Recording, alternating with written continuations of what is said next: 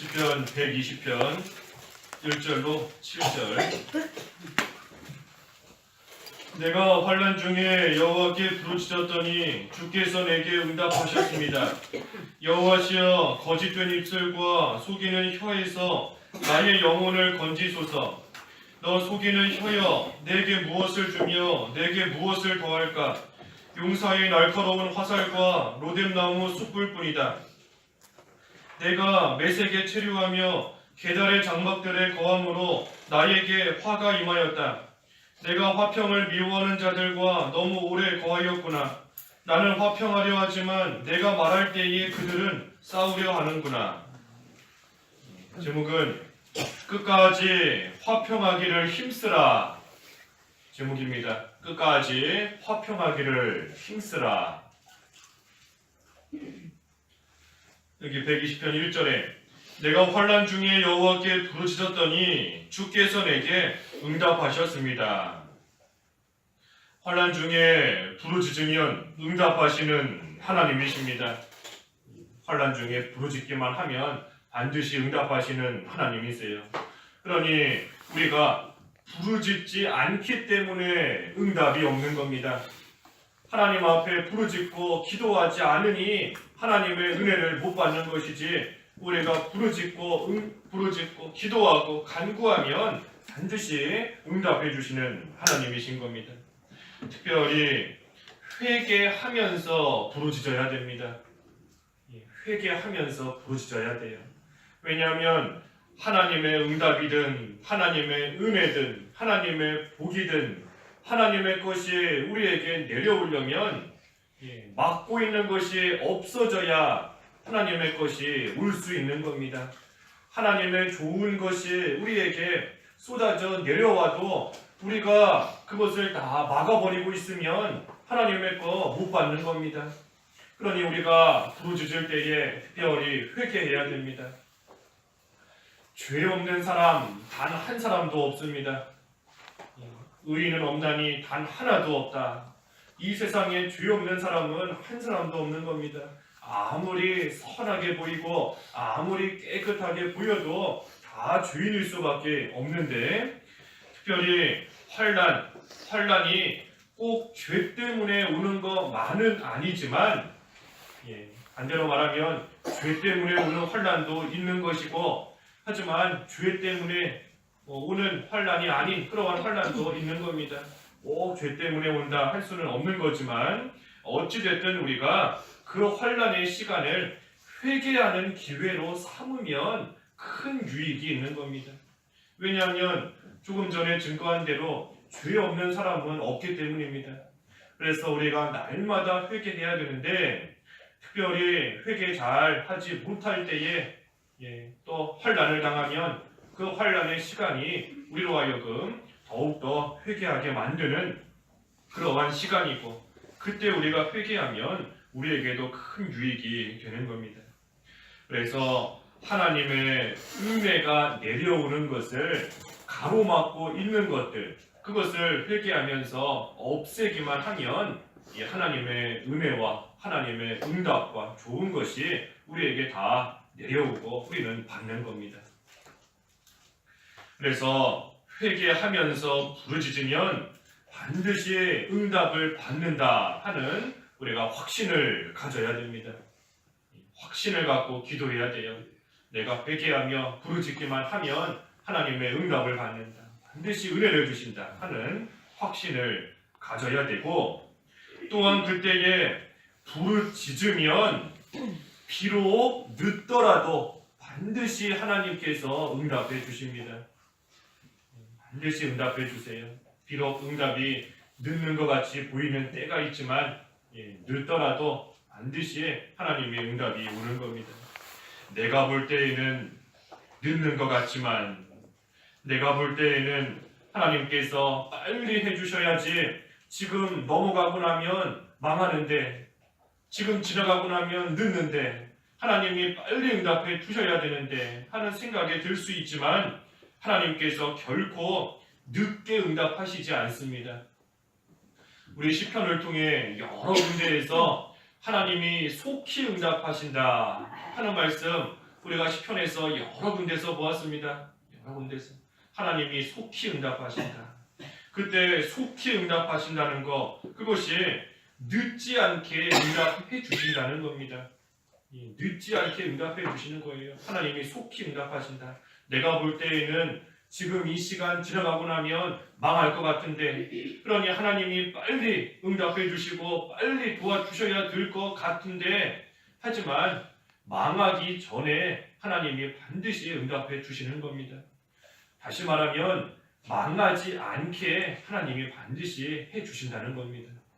하나님은 속히 응답하시는 하나님이시다. 그랬으니 우리는 그 하나님께 또 소망을 가지고 부르짖으면 되는 겁니다. 부르짖지 않기 때문에 못 받는 거예요. 부르짖기만 하면 반드시 응답해 주시는 하나님이시다 그랬습니다. 그런데 2절에 여호와시여 거짓된 입술과 속이는 혀에서 나의 영혼을 건지소서. 환난 중에 하나님께 소망을 두고 부르짖으려고 하는데, 그런데 방해하는 자들이 있는 겁니다. 거짓된 입술과 속이는 혀. 하나님 앞에 기도하려고 하는데 방해하는 겁니다.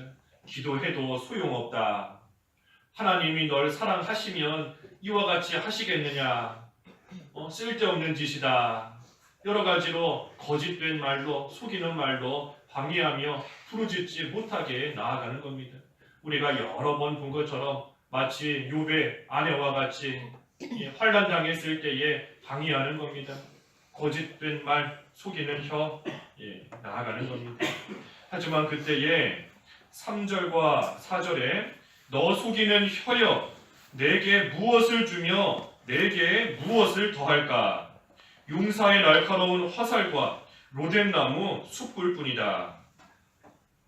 거짓된 입술, 속이는 혀에게 무엇을 주는가?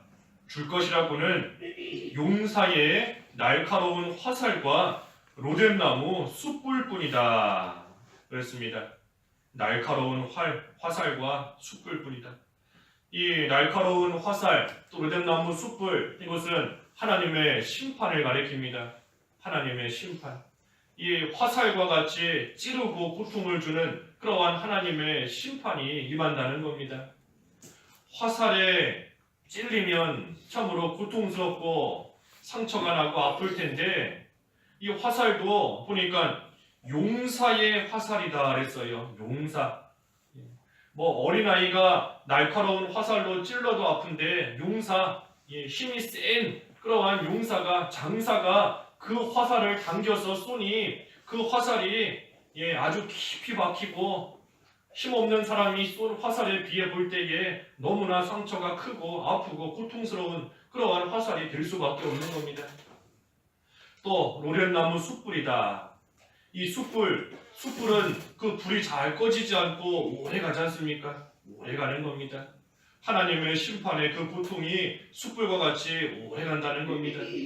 그래서 화살과 같이 날카로운 그러한 또 고통, 강하고 찌르는 그러한 큰 고통이 있고, 육신적으로도 고통을 당하고 또 마음적으로도 심적으로도 우리 후벼 판다 그런 표현도 하는데, 마음을 후벼 파는 것 같은 그러한 고통, 또 그 고통이 잠깐 있다 사라지는 게 아니라 숯불과 같이 오랫동안 계속되는 그러한 심판, 그 고통을 하나님께서 당하게 하신다는 겁니다.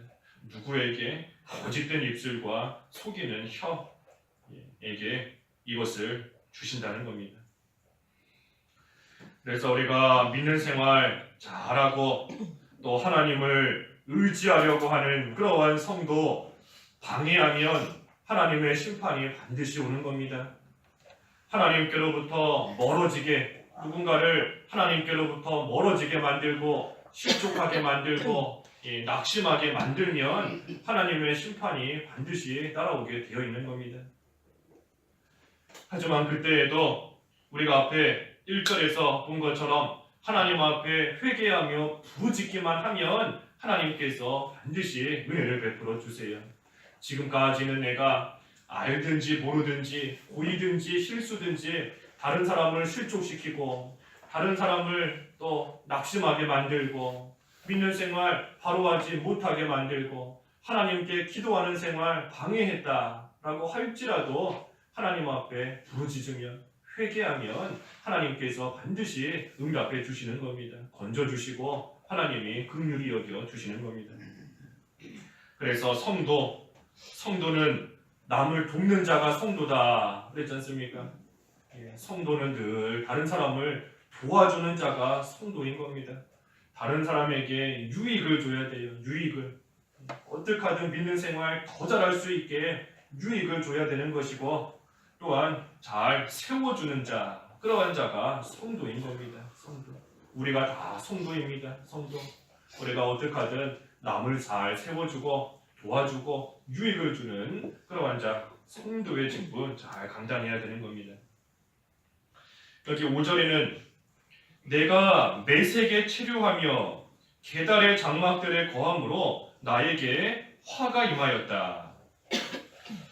여기 매색과 계달, 이 두 사람의 이름인데 이 매색은 야벳의 자손입니다. 노아의 세 아들 함과 셈, 야벳의 자손이 이 매색입니다. 또 계달은 이스마엘의 자손입니다. 아브라함의 아들인 이스마엘의 자손이 이 계달인데 이 매색과 계달 이들은 다른 사람과 싸우는 것을 좋아하고 또 다른 사람에게 많은 손해를 주는 그러한 자들입니다. 그래서 지금 그들 매색과 같이 하고 계달의 장막에 거하기 때문에 나에게 화가 임하였다. 이 싸우기 좋아하고 손해주기 좋아하는 그러한 자들과 함께 있으니 나에게까지 화가 임하였다 하는 겁니다. 나에게까지 화가 임하였다. 이 주변 사람의 영향을 받는 겁니다. 매색이나 계달과 같이 싸우기 좋아하는 그러한 사람과 함께 어울리면 나도 그 영향을 받아서 싸우기를 좋아하는 그러한 사람이 되어버리는 겁니다. 항상 주변의 영향을 받게 되어 있는 겁니다. 기도 잘하는 사람과 함께 어울리면 나도 기도 열심히 하게 되어 있는 겁니다. 다른 사람을 늘 높이고 칭찬하고 또 존중해주는 그러한 사람과 함께하면 나도 그러한 영향을 받게 되는 겁니다. 늘 말도 고운 말을 하고 항상 기뻐하고 모든 일, 어떤 일을 만나도 감사하는 그러한 사람과 함께 어울리면 나도 그러한 사람이 조금씩 되어가는 겁니다. 하지만 반면에 늘 화내기를 잘하는 사람, 늘 남을 비방하기를 잘하는 사람, 늘 남을 헐뜯고 수근거리고 또 남에게 손해를 주고 그런 일을 잘하는 그러한 사람과 어울리면 나도 그렇게 되어져 가는 겁니다. 기도하기를 싫어하고. 그래서 항상 우리는 좋은 그러한 사람들과 어울려야 됩니다. 우리 앞에 119편 63절에서도 보았지 않습니까? 119편 63절에 나는 주님을 경외하는 모든 자와 주님의 교훈들을 지키는 자의 친구입니다. 주님을 경외하고 주님의 교훈, 말씀을 잘 지키는 그러한 자들의 친구가 되고 또 그러한 친구들을 우리가 사귀어야 되는 겁니다. 그때에 우리도 하나님을 경외하게 되는 것이고 또 하나님의 말씀을 잘 지키는 그러한 사람이 되는 겁니다. 6절 말씀에 내가 화평을 미워하는 자들과 너무 오래 거하였구나. 여기 6절도 마찬가지인 겁니다. 화평을 미워하는 자들과 내가 오랫동안 거하며 함께 있으니 나도 점점 그러한 모습을 조금씩 알게 모르게 본받게 되는 겁니다. 그러니 7절에 나는 화평하려 하지만 내가 말할 때에 그들은 싸우려 하는구나. 화평하려 하지만 화평을 미워하는 자들, 그들은 자꾸만 싸우려고 한다 그랬습니다. 싸우려고 한다. 무슨 말을 할 때마다 여기 7절에도 내가 말할 때마다 그들은 싸우려 하는구나 했는데 무슨 말만 하면 싸우고자 덤비는 것이고 툭하면 싸우려고 하고 또 아무것도 아닌 그러한 일을 가지고도 싸우려고 덤비고 나아가는 겁니다. 왜? 화평을 미워하기 때문에. 화평을 미워하기 때문에. 그러니 그러한 자들 때문에 환난을 당할지라도 1절의 말씀처럼 하나님 앞에 부르짖으면 하나님께서 반드시 도와주시는 겁니다. 나는 화평하기를 원한다 하는 그 믿음과 그 마음의 중심만 가지고 있으면 아무리 싸우고자 덤비는 그러한 자들이 있을지라도 하나님께서 도와주시는 겁니다. 그러니 우리는 그저 끝까지 화평하려고 힘쓰면 되는 겁니다. 화평하려고 힘을 써야 돼요. 왜냐하면 주변에 싸우고자 하는 그러한 자들이 있기 때문에 우리는 힘을 써야 되는 겁니다. 화평하려고. 그래서 성도, 우리 조금 전에 증거한 대로 성도는 남을 도와주는 자다, 세워주는 자다, 유익을 주는 자다 그랬는데 한마디로 말하면 화평케 하는 자가 성도인 겁니다. 화평케 하는 자가 성도예요. 화평케. 그래서 우리는 다 화평의 직분을 받아 가졌다. 우리도 후서 5장 18절에 그랬는데 우리에게 화평의 화목의 직분을 주셨습니다. 성도라는 직분은 화평의 화목의 직분입니다. 화목의 직분. 그래서 우리가 먼저는 하나님과 화목해야 되는 것이고 그리고 또한 다른 사람들과도 화목하게 지내며 화평하게 모든 것을 해나가야 되는 겁니다. 그러기 위해서는 화평하기 위해서는 화목하기 위해서는 희생해야 됩니다. 희생해야 돼요. 헌신해야 됩니다. 예수님께서 하나님과 원수된 우리를 하나님과 화목시키기 위하여 십자가에서 죽으셨는데 십자가의 죽음, 그 헌신으로서 하나님과 우리를 화목시키신 겁니다. 그러니 우리도 화목하기 위해서는 희생해야 됩니다. 헌신해야 돼요. 내가 죽어져야 다른 사람과 화평할 수 있고 화목할 수 있는 겁니다. 무엇보다도 내가 죽어져야 하나님과 화목할 수 있는 겁니다. 그래서 우리는 어떡하든지 낮아지고 어떡하든지 다른 사람 용서하고 어떡하든지 다른 사람 이해하고 나아가야 됩니다. 어떡하든 이해해야 돼요. 내가 볼 때에는 이해가지 않지만 내가 저 사람 입장이었다면 충분히 이럴 수 있겠구나. 이해하고 용서하고 또 그러면서 나는 낮아지고 양보하고 나눠주는 생활, 그러한 생활, 희생하고 헌신하는 생활 해나갈 때 우리는 예수님을 닮아서 이렇게 화목하고 또 화목해 하는 그러한 생활 온전히 해나갈 수 있는 겁니다. 그 생활이 잘 되지 않으면 역시 부르짖어야 됩니다. 하나님 앞에 회개하면서 부르짖어야 돼요. 예수님을 닮아 예수님의 마음을 품어 나도 모든 이들과 화평할 수 있게 해달라. 싸우고자 내가 말만 해도 싸우고자 하는 그러한 자들이 내 주변에 많이 있지만 그럼에도 화평하게 해달라. 하나님께 부르짖으면 하나님께서 반드시 응답해 주시고 화평할 수 있게 해주시는 겁니다. 그러면 우리는 하나님의 아들이다 하고 인정을 받는 겁니다. 팔복 가운데 화평케 하는 자는 복이 있나니 하나님의 아들이라 일컬음을 받을 것이다. 그렇지 않습니까? 우리가 다 하나님의 아들인데 하나님의 아들로서 인정을 받아야 돼요. 다른 사람들이 나를 보면서 저 사람 믿는 사람 맞는가? 정말 예수 믿는 사람인가? 하는 소리 들으면 어떡하겠습니까? 저 사람은 정말로 하나님의 아들이구나. 저 사람 정말로 예수 믿는 사람이구나 하는 인정을 받아야 되는데 그러기 위해서는 화평해야 되는 겁니다. 그래서 오늘 제목처럼 끝까지 화평하기를 힘쓰라 했어요. 끝까지 화평하기를 힘쓰라. 그래서 우리가 낮아져야 화평할 수 있는 줄 알고 헌신해야 화평할 수 있는 줄 알고 화목할 수 있는 줄 알고 예수님의 마음을 잘 품어서 끝까지 화평하기를 힘쓰는 그러한 생활 또 하나님께 부르짖는 그러한 생활 해나감으로써 하나님의 은혜를 받고 모든 사람과 또 화목하게 지낼 수 있는 우리의 믿는 생활 끝까지 잘 해나가야 되겠습니다. 기도하겠습니다.